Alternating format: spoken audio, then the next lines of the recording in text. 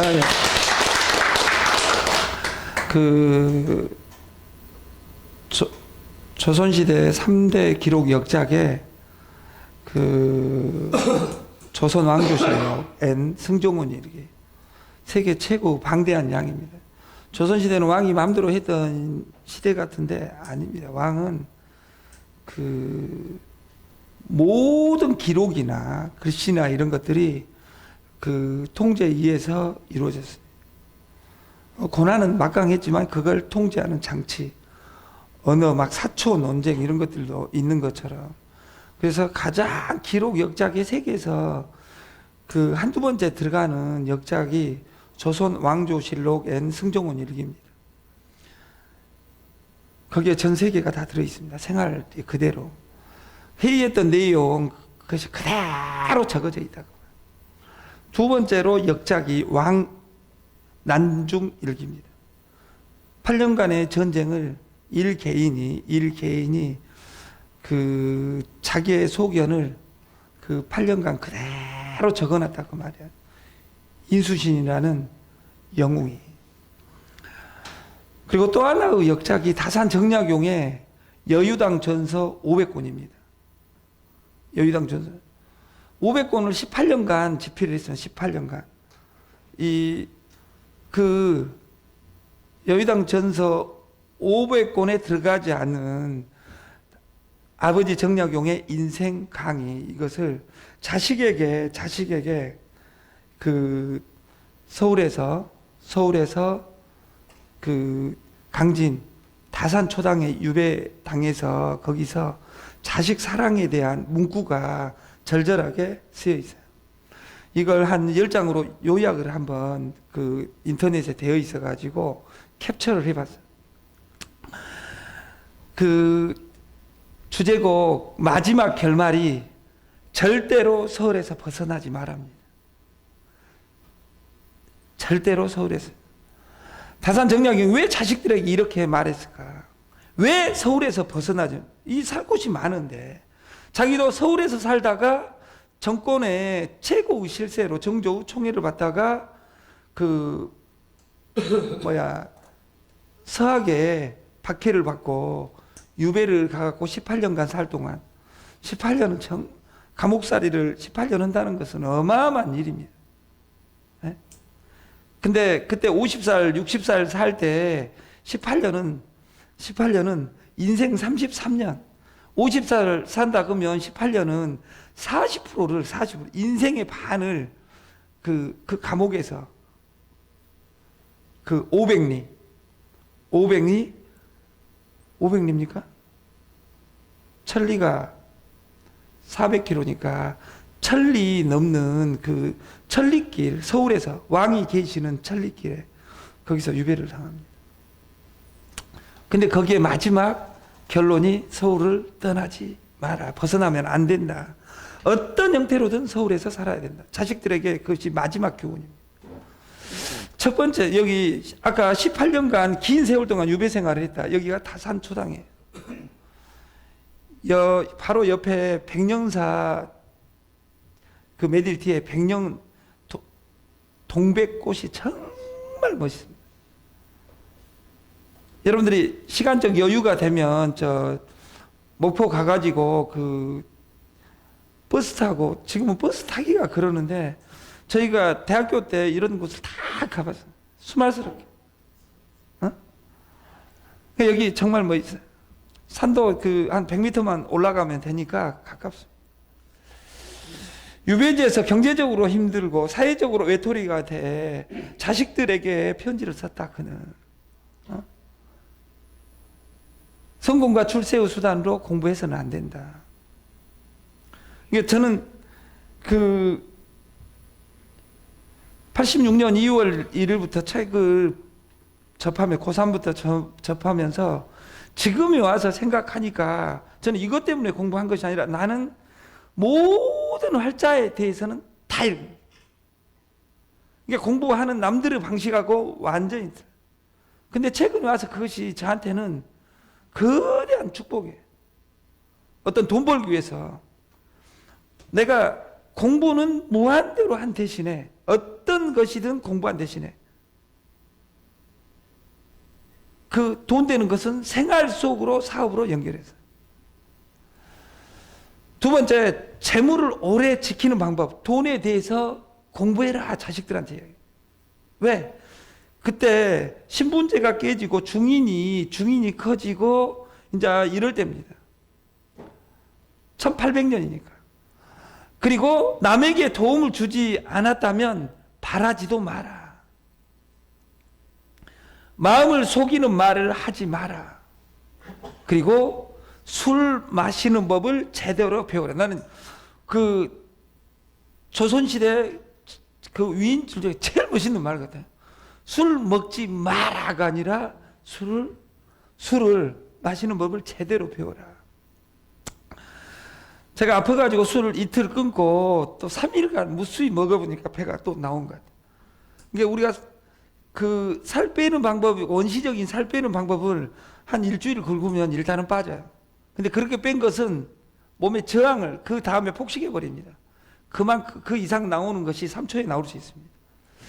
그리고 여기 아버지 정량용어 편지를 통해 자식들에게 이렇게 가르쳤다. 그중 3가지 A를 살펴봐요. 딱 3가지로 요약을 해보면, 첫째, 돈을 벌어라. 세계 최고 유학자가 한다는 소리가 공부해서 입신 양명해라가 아니라 돈을 벌어라. 그래서 돈을 벌려면 뽕나무 재배는 유학자의 명예를 실추시키지 않고 또한 큰 이익을 남길 수 있기 때문에 세상에 이런 일이 또 있겠냐. 뽕나무, 양자업 이런 것들을 해라. 다사는 자식들에게 양자업과 원예업, 양계 등. 왜? 벼농사라는 돈이 안 된다. 이것을 제시해주고 있는 거예요. 그때는 농업시대고 산업시대 이전이니까 쌀농사 짓지 말고 돈 되는 일을 해라. 이것을 가르친 거예요. 자기가 치르든 자기 그 하인들이 하든 어쩌든 업종을 쌀에 국한시키지 마라. 이렇게 이야기하는 거예요. 그리고 자식들에게 단순한 생계수단보다 아까 쌀농사 이것보다 돈이 되는 묘안으로 가난에서 벗어날 수 있게 하라. 이렇게 가르친다. 요즘 말로 하면 돈이 되는 비즈니스를 해라. 이렇게 가르쳤다. 그 말이에요. 이 정조 그러면 제일 정조하고 정약용에서 제일 생각나는 단어가 뭐예요? 실학인데 어마어마한 자산어보는 그 제일 유명한 공사가 있어요. 세계 건축물에 세계 기록문학 유산에 되어 있는 유네스코에 우리 봉철이가 있는 수원성 축조. 세계 최고 신기술로 수원성을 축조합니다. 그 아름다워. 거중기로. 이런 모든 것을 만든 사람입니다. 다사는. 두 번째, 부모라도 잘못하면 비판하라. 이걸 확대하면 CEO가 잘못하면 비판하라. 그리고 이것이 플랫 구조여야 돼. 플랫. 우리가 자식이 해야 할 효를 극진히 엄마가 틀린 것, 아빠가 틀린 것을 그대로 지켜보는 것이 아니라 틀렸다 하면 틀렸다고 이야기할 수 있는 내 힘이 있어야 된다. 그 말이에요. 그러니까 올바로 배워라. 부모가 자유롭지 못하다면 원망도 해라. 아닌 것을 기다고 이야기하지 마라. 부모가 도덕적으로 결함을 가지고 있을 때 절대 모른 채 해서는 안 된다. 부모도 완전한 존재가 아니므로 실수할 수 있고 인격적인 결함이 있을 수 있다. 그걸 지적하는 방식을 배우라. 무조건 엄마가 잘못했다고 뺨을 때릴 수는 없지만 지적할 수는 있고, 선생님이 잘못했다고 지적할 수 있잖아요. 왜? 선생님이 하나님이 아니므로. 부모의 불합리한 요구와 행동에 무조건 따르는 것보다 비판하고 원만하는 것이 오히려 진정한 효다. 이렇게 이야기합니다. 그리고 세 번째, 절대로 서울을 벗어나지 마라.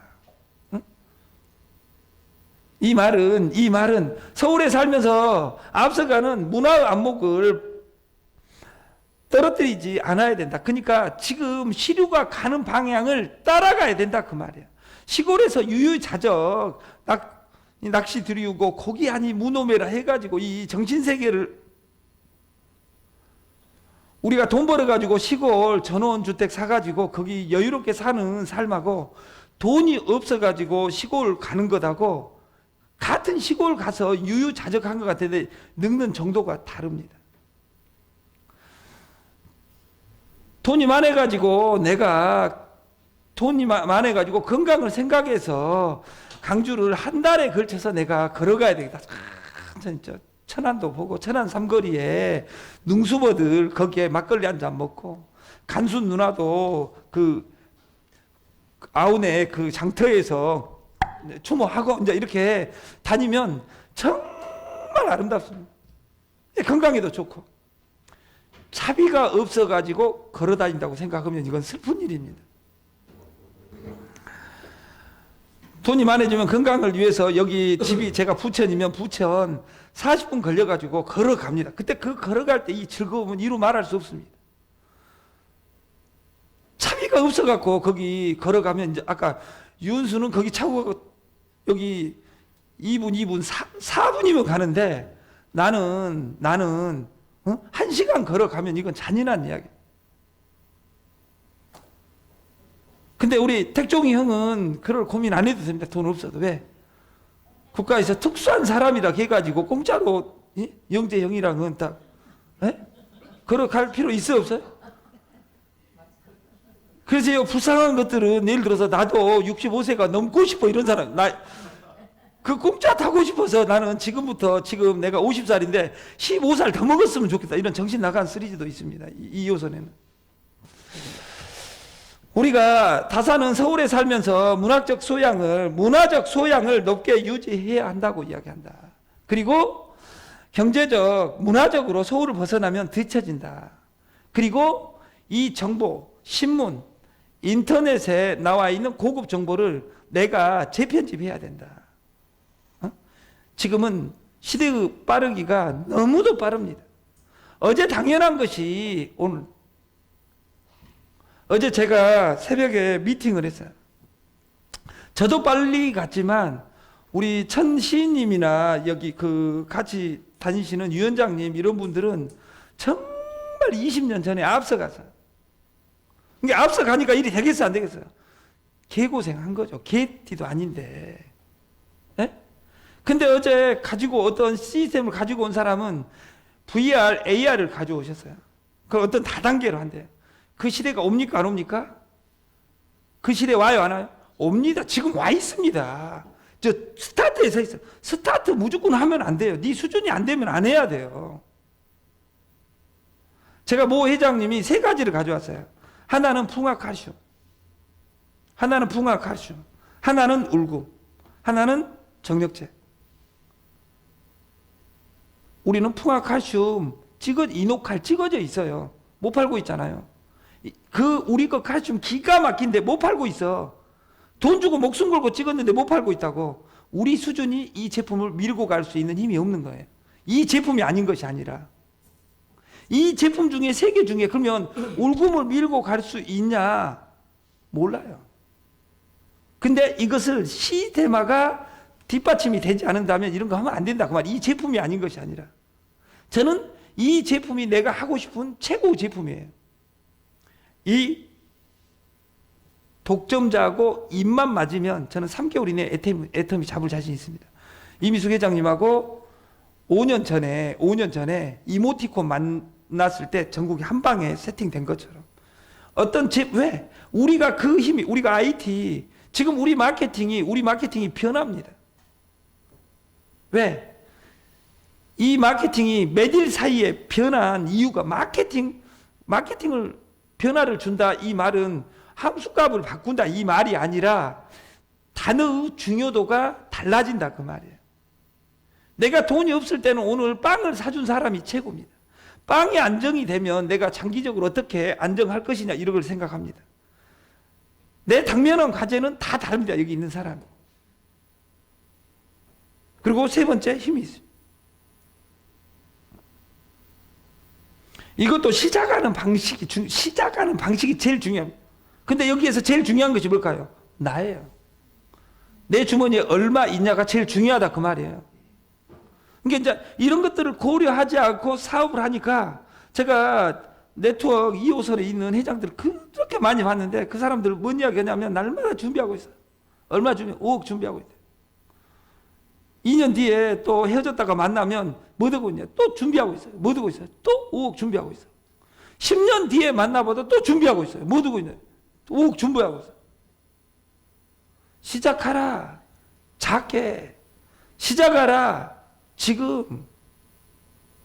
우리가 작은 성취를 맛보고 키워가야 돼. 어느 날 내가 20살이 됐으니까 나는 미분적분 풀란다. 내 친구들, 나보다 2살 어린 놈들이 지금 배우고 있으니까 수학이 어렵게 느끼는 것은, 수학이 제일 쉬운데 어렵게 느끼는 것은 1탄이 안 되면 그 뒤는 의미가 다 없습니다. 의미가 없다고. 유통도 마찬가지로 나는 네트가 무엇인가, 조직 만들기가 무엇이냐를 공부하지 않고, 그래서 공부해라. 세 단어를 이미 명시를 했습니다. 세 단어를. 하나, 시스템을 공부하라. 두 번째, 사람을 공부하라. 돈을 공부하라. 이것 이전의 전제를 나를 공부하랍니다. 그래서 이 나를 공부하는데 1번, 나를 어디다 놔둬라. 미셸 푸코가 한 유명한 일이 있습니다. 자기 배려. 나를 배려하는 방식은 소소한 곳에, 지저분한 곳에 나를 놔두지 마라. 이 말은 이와 부정간 가끔 매지 마라. 이게 오해받을, 나는 그런 생각이 아니어서가 아니라 은혜가 없어집니다. 3번, 4번 반복되면, 3번, 4번 반복되면 그것이 구축됩니다. 이건 그래 해가지고 완벽해진다 그 말이야.